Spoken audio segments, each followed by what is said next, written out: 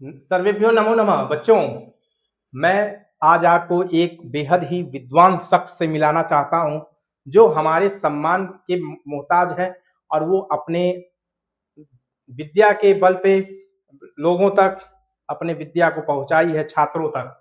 तो मैं वो उन शख्स को अपने मंच पे आमंत्रित करना चाहता हूं क्योंकि वो हमारे बहुत ही विद्वान हैं, वो विद्वान शख्स हैं। वो जल्दी इस चैनल में आते नहीं हैं। तो उनका नाम है श्री राजन पांडे जी, जो कि एमए द्वितीय वर्ष के छात्र हैं और इन्होंने कैलिफोर्निया यूनिवर्सिटी से संस्कृत इंडो आर्यन भाषा में भी ज्ञान हासिल किया है। तो मैं इन्हें बुलाना चाहता हूँ। राजन पांडे जी, आप आए। बच्चों, आप इनसे पढ़ें।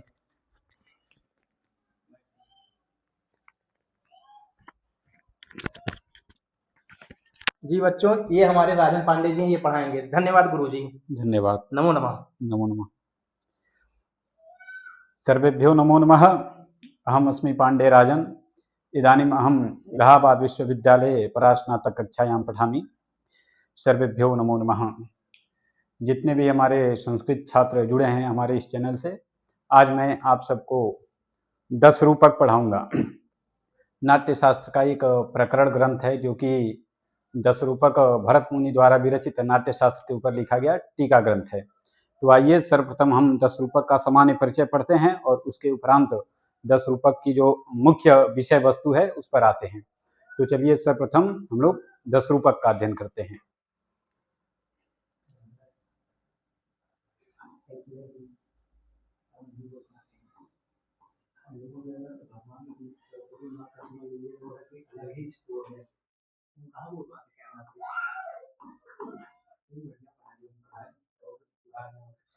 दस रूपक, थोड़ा लेखनी में त्रुटि होगी, इसके लिए क्षम्यताम। 10 रूपक का अर्थात होता है 10 रूप। रूप यानी क्या होता है? रूप मतलब ये नाट्य शास्त्र का प्रकरण ग्रंथ है। धनंजय कृत 10 रूपक, धनंजय आचार्य धनंजय के द्वारा प्रणीत 10 रूपक एक नाट्य शास्त्रीय ग्रंथ है। इसके बारे में कहा गया है 10 रूपानुकारेण यस्य माद्यन्ति भावका नमस्तस्मै गणेशाय यत् कंठ पुष्करायते। इसका मंगलाचरण है, 10 रूपक का मंगलाचरण है। जी जी। नमस्तस्मै गणेशाय यत् कंठ पुष्करायते मदा भोग घन ध्वानो नीलकंठस्य तांडवे। मैं यहाँ लिख करके आप सबको दिखा रहा हूँ।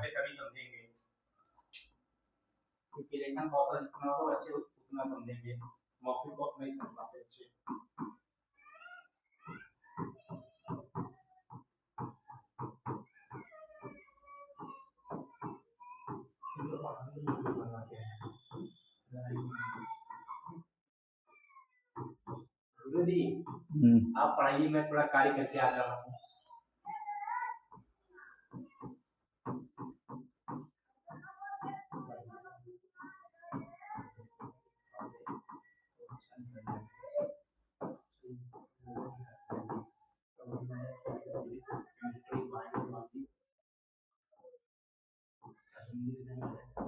आप सबको दिख रहा होगा मेरा पहला पद क्या है? नमस्तस्मै गणेशाय यत् कंठः पुष्करायते। नमस्तस्मै, पहला आप ये पद देख रहे हैं, नमस्तस्मै। नमस्तस्मै अर्थात इसका यदि हम सब विग्रह करेंगे तो इसका विग्रह होगा तस्मै नमः।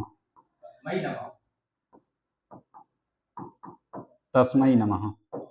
तस्मै नमः मतलब हुआ कि तस्मै, तस्मै अर्थात उसको नमस्कार है।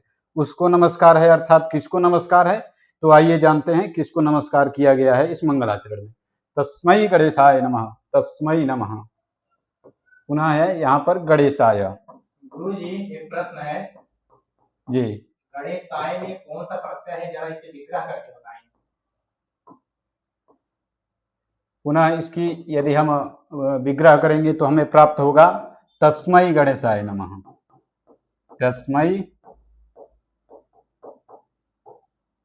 तस्मै गणेशाय नमः अर्थात उस गणेश को नमस्कार है, तस्मै गणेशाय नमः। पुनः देखते हैं, ये हमारा तीसरा पद है यत् कंठः। गुरु जी, मैं पूछ रहा हूँ गणेशाय में कौन सा प्रत्यय है? यत् कंठः अर्थात यस्य कंठः। यस्य कंठः, यस्य कंठः का अर्थ हुआ जिनके कंठ में, जिनके कंठ में। किनके कंठ में? तस्मै गणेशाय नमः। गणेश जी के कंठ में पुष्करायते। किम पुष्करायते? मदाभोग घनध्वानु। घनध्वानु, घन अर्थात निविड्ड ध्वनि होता है, एक प्रकार की विशेष ध्वनि होती है जो मदजल के आवेश से, जो गजों के आवेश से मदजल होता है, उसी को तस्मै गणेशाय नमः करके यहाँ पर संबोधित किया गया है। यथा यहाँ पर पुनः एक देखने योग्य बातें हैं, मैं आपको बताता हूं। ये देखिए,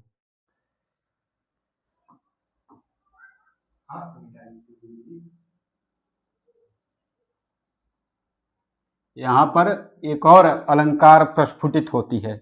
यहाँ पर सामान्य शब्दों का अर्थ आप देख पा रहे होंगे कि तस्मै गणेशाय नमः यत् कंठः पुष्करायते, कस्य कंठः पुष्करायते? तस्मै कंठः पुष्करायते यत् मदाभोग घनध्वानो। मदा पूर्ण, मद से परिपूर्ण जो गजमस्तक होता है, उसके आभोग के चलते गणेश का जो कंठ है वो पुष्करा रहा है।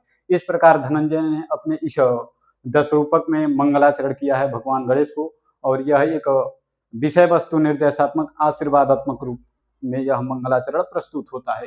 तो आगे की पद को हम लोग देखते हैं। इसमें एक श्लेष स्फुटित अलंकार प्रतीत होता है। वो क्या है? यथा श्रावण मास में जब मेघ मयूर नृत्य करते हैं, मदाभोग घनध्वानु नीलकंठस्य, नीलकंठ मयूर को भी कहा जाता है। कहीं कहीं नीलकंठ अलंकार के रूप में यदि आप इसका प्रयोग देखेंगे तो यहाँ पे दूसरा एक अलंकार प्रस्फुटित होगा जिसको नीलकंठ के रूप में देखा जाएगा। जो मयूर का कंठ होता है वो नील वर्ण का होता है, इसलिए यहाँ कभी कभी मयूर की भी तुलना की जाती है नीलकंठ से। तो इस प्रकार इस शब्द का 2 अर्थ हुआ, एक भगवान शिव के रूप में नीलकंठ प्रयुक्त हुआ और दूसरा मयूर के रूप में। जिस प्रकार मयूर सावन मास के जब भी वर्षा होती है उस समय नाचता है, उसी समय जब भगवान गणेश का कंठ पुष्कराता है, मृदंग की तरह आवाज करता है, उस समय भी भगवान शिव का तांडव नृत्य होता है। तो इस प्रकार से विषय वस्तु का यहाँ पे प्रतिपादन किया गया है। और आइए अब जानते हैं इसका विषय वस्तु, मुख्य विषय वस्तु क्या है इस मंगलाचरण, इस ग्रंथ का।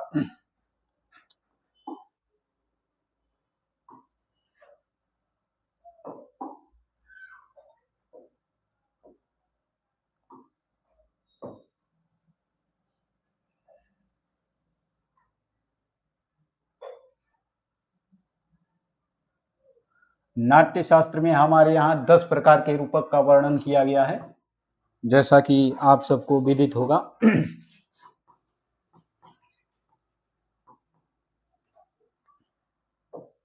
क्षम्यता।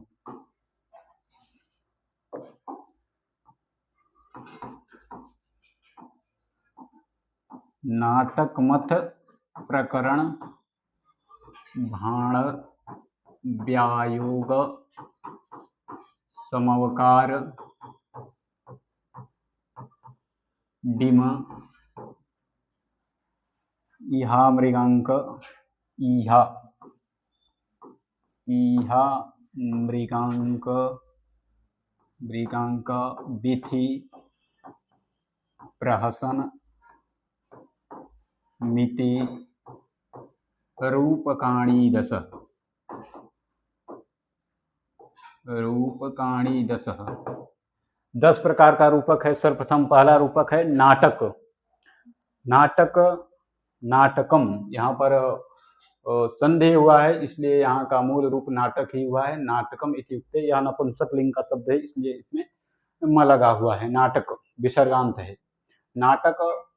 प्रकरण, प्रकरण है दूसरा। भाण तीसरा, व्यायोग चौथा, समवकार ये 5वां हो गया। डिम आपका 6, इहा मृगांक 7, प्रहसन 8, वीथि 9 और रूपक 10। इस 10 प्रकार के जो भी रूपक हैं यह नाट्य शास्त्र के प्रतिपाद्य विषय हैं। तो इस पर आचार्य धनंजय ने 10वीं शताब्दी में अपना 10 रूपक नाम का एक प्रकरण ग्रंथ लिखा था। उसी ग्रंथ के संदर्भ में यहाँ पर भरत मुनि द्वारा प्रतिपाद्य नाट्य शास्त्र का एक संक्षिप्त रूप से विवरण दिया गया है। तो नाटक सर्वप्रथम हमारा आता है। रूपक में प्रथम रूपक कौन सा है? नाटक। तो नाटक शब्द की व्युत्पत्ति के बारे में समझते हैं। एक एक करके सभी नाटकों के बारे में देखा जाता है।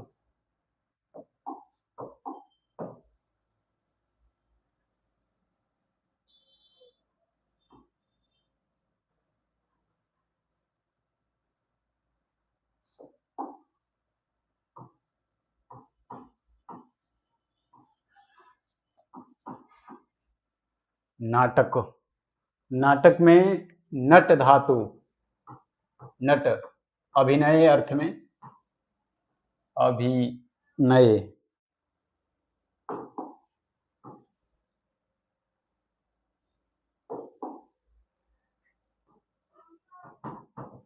अभिनय, नट जो होता है, नट अर्थात नायक, नायक, नाटक, नाटक की विशेषता है नट धातु में लुट प्रत्यय करने से यह प्रत्यय के शब्दार्थ में नाटक शब्द की व्युत्पत्ति होती है, जो इसका अर्थ होता है मंचन करना या अभिनय करना। इस प्रकार से मुख्य रूप से नाटक हुआ। इसी प्रकार से सभी जितने भी हमारे प्रकरण, जितने भी रूपक है, नाटक हो गया, मथ, प्रकरण है, भाण है, व्यायोग है, सबकी अलग अलग व्युत्पत्ति है। तो इस नाटक को, जैसे नाटक की भी अलग अलग जैसे वर्ग होते हैं, तो नाटक, देखिए नाटक, नाटक के भी बहुत सारे प्रकार होते हैं। मुख्य रूप से हमारे यहाँ 3 प्रकार के नाटक होते हैं। भारतीय शास्त्रों में वर्णित है नाटक की जो शैलियाँ, वो 3 प्रकार की नाटक बताई गई है। धीरोदात्त होता है, धीरोदात्त, धीर प्रशांत और धीरोधत्त, धीरोधत्त, ये नाटक और नायक तीनों की शैलियाँ हैं। धीरोदात्त नायक नाटक क्या होता है, इसमें कम से कम 4 अंक होते हैं। धीरोदात्त में, धीरोधत्त में होते हैं 7 और धीर प्रशांत में होते हैं 9। इन सब में 9 अध्यायों के क्रम पर इन सबको बांटा गया है। और जो हमारा सर्वप्रमुख प्रचलित नाटक होता है वो धीरोधत्त नाटक होता है, जो 7 अंकों का होता है। यथा जैसे कालिदास ने अभिज्ञान शाकुंतलम में लिखा है, वो एक प्रकार का धीरोधत्त ही नाटक है।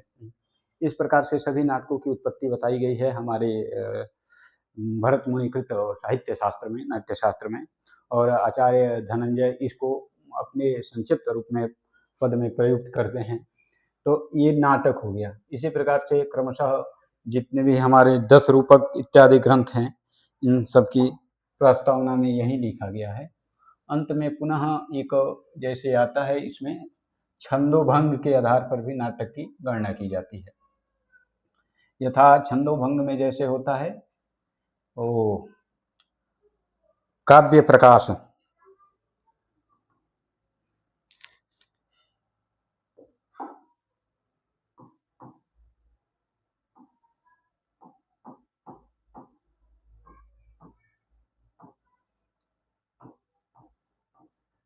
काव्य प्रकाश का जो मंगलाचरण है, इसमें छंदोभंग नाटक से प्रेरित होकर के यह मंगलाचरण किया गया है। यस्यालीयत सल्क सिन्न जलधि, यस्यालीयत, यस्य लीयत आकारः, यस्य लीयत आकारः, सल्क सिन्न जलधि, सल्क सिन्न जलधि, यानी यह जो नाटक है काव्य प्रकाश से प्रेरित होकर, इसमें यस्यालीयत मतलब कि इसका जो कथा वस्तु होता है ऐतिहासिक होता है, ऐतिहासिक। ये जो धीर प्रशांत जिसमें 7 खंड होते हैं, 7 अध्यायों के क्रम पर, इसमें तो जैसे ऐतिहासिक कथा वस्तु इसकी होगी, नहीं तो दूसरा कथा वस्तु काल्पनिक कथा वस्तु हो सकती है। काल्पनिक, काल्पनिक या तो ऐतिहासिक या तो काल्पनिक। ये जो हमारा धीर प्रशांत नाटक है जो 7 खंडों में होता है, उसकी कथा वस्तु 2 प्रकार से विभक्त की जाती है, एक काल्पनिक और दूसरा ऐतिहासिक। अब इन काल्पनिक और ऐतिहासिक के भी 2-2 भाग हैं। यदि इस भाग को देखा जाए तो अमांतर रूप से इसके 4 भेद होंगे। सर्वप्रथम काल्पनिक के 2 भेद होते हैं और ऐतिहासिक के भी 2 भेद होते हैं। इस प्रकार से अमांतर रूप से 4 भेद होंगे। तो इस प्रकार की जो नाट्य की विभाजन किया गया है, आचार्य धनंजय ने अपने 10 रूपकम इस ग्रंथ में नाटक का विभाजन किया है। तो ये 10 रूपक का मूल विषय वस्तु रहा है। और इसी मतलब इस विषय वस्तु के रूप में देखिए मैं आपको बताने का प्रयास करूंगा।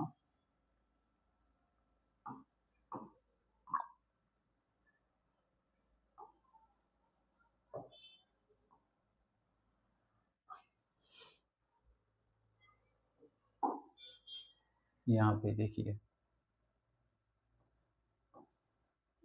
इसकी विषय वस्तु कहाँ से ली गई है नाट्य शास्त्र की।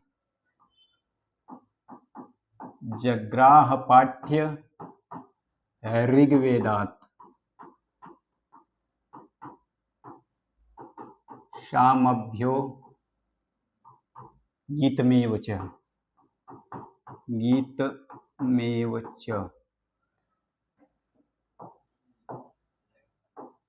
यजुर्वेदात भीनयान रसार्थवर्णादपि